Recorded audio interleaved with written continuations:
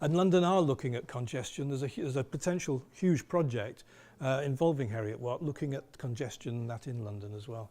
But the problem is getting hold of the data. So.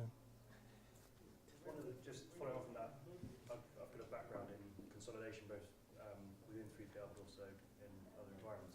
And one of the challenges that we found when we began to look at collaboration amongst consolidation streams, for example with London, is that the centralisation, almost the commoditisation of flows and then the centralisation of that control massively threatened the 3PL business itself because they're losing a significant amount of their IP effectively. Yeah.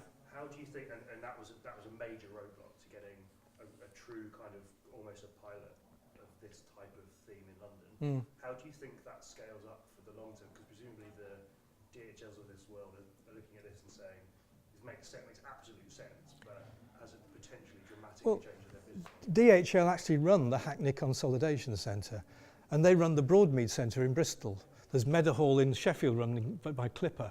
There's examples of 3PLs running these consolidation centres. But as I said before, in many instances they need financial support because they're not exactly making money.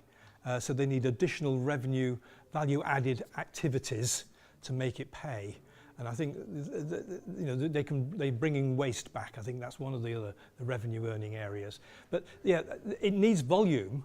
You can't just, you've got to start it off, and you need that grant to support it, but you need everybody to be part of it. And one of the things I think is if the councils, London or whoever, actually make companies use the consolidation centre by penalising deliveries into the various, then they will be forced to use these consolidation centres and they become more economic.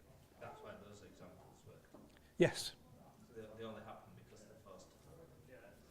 Yeah, absolutely, because you get a market leverage. But I guess the question is, when you begin to collaborate amongst consolidation centres and potentially different 3PLs, so I completely get your point on almost the monetisation from a single 3PL. But when you're asking a DHL and a Clipper, for example, to collaborate across London, you then get very different commercial conversations. Absolutely. I mean, as I said before, every company is working in a very efficient way within the constraints of their own operation. But if DHL and Clipper and Wincanton and Stobart and everybody got together, wow, there would be so much more efficiencies in the network.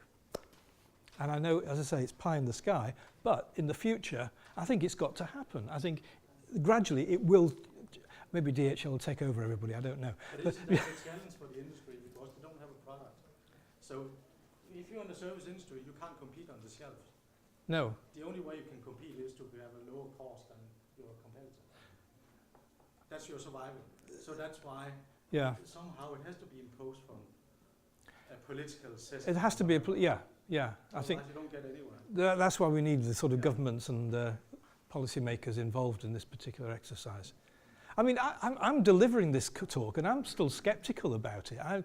Wow, can anybody get all these organisations together to make it happen?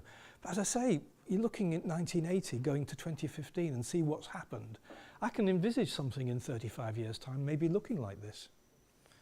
And one of the difficulties is getting this synchromodality, getting this seamless transition between road, rail and sea.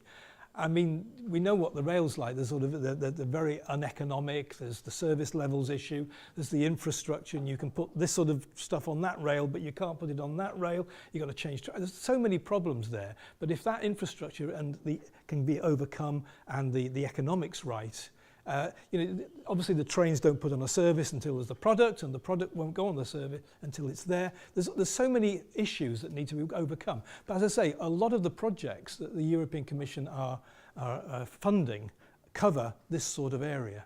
And they're putting, as I say, 80 billion into the research and innovation in Horizon 2020.